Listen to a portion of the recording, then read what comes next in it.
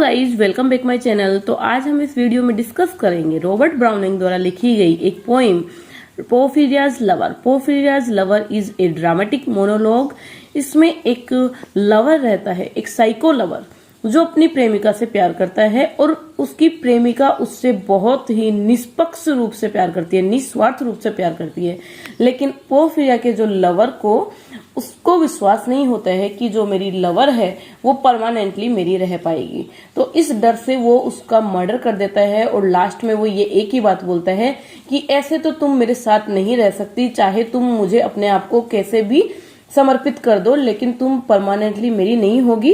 इसलिए परमानेंटली मेरी रहने के लिए वो उसको एक उसी के बालों से मार देता है और बोलता है कि अब हमेशा हम साथ रहेंगे। इस पोएम में उस लवर पोर्फिरिया की सुंदरता के बारे में भी बताया गया है कि उसके बाल थे जो गोल्डन थे, उसकी जो आईज थी वो ब्लू थी, उसका फेस एंड शोल्डर पूरा फेयर था। तो उसकी ब्यूटी का भी बखान किया गया है। उसके अलावा उसके लव का, पोर्फिरिया के लव का और पोर्फिरिया के लवर का लव, दोनों में एक डिफरेंस था। पोर्फिरिया जो थी वो निष्पक्ष से निस्वार्थ रूप से समर्पित थी और जो पोर्फिरिया का जो लवर था उसको हमेशा शक रहता था कि शायद कभी ना कभी पोर्फिरिया मुझे छोड़ देगी, क्योंकि पोर्फिरिया एक रिच फैमिली से बिलोंग करती थी और जो पोर्फिरिया का लवर था वो इतना रिच नहीं था। इसी डर से वो उसका मर्डर कर देता है। तो स्टार्ट करते हैं इसका introduction. Porphyria's Lover is a poem by Robert Browning which was first published as Porphyria in the January 1836 issue of Monthly Repository. Browning later republished it in dramatic lyric paired with Benes Agricola in meditation under the title Made House Cells. इस poem से जो message मिलता है वो क्या है? Love both the lovers wants to preserve the moment of pair and stigma free love for ever out her beloved Porphyria to death thematically suggest the universalization and dominating passion of love। मतलब ये है कि love तो दोनों ही करते थे और forever love करते थे, लेकिन एक को क्या था कि शायद ये मेरी नहीं रहेगी, एक को शक था। इस कारण से पोर्फिरिया का मर्डर कर दिया जाता है।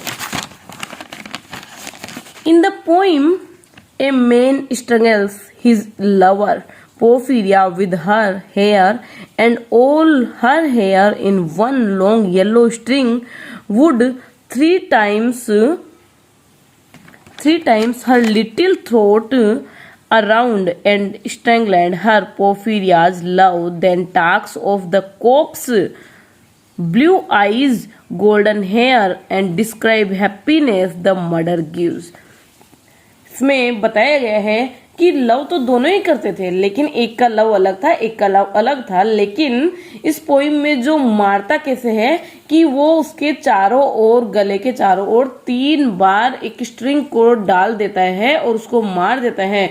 लास्ट में वो उसके कोर्प्स से बात करता है, उसके शव से बात करता है कि शायद अब मुझे खुशी मिली है कि पोर्फिरिया एंड मैं दोनों हमेशा के लिए एक हो गए हैं। अभी ये है कि इसका टाइटल ऐसा क्यों हुआ, क्योंकि इसमें जो कहानी है सारी पोर्फिरिया की है, तो इसका टाइटल पोर्फिरियाज लवर हो गया है। The final title Porphyria's love makes the poem about the identified through his relationship to Porphyria. He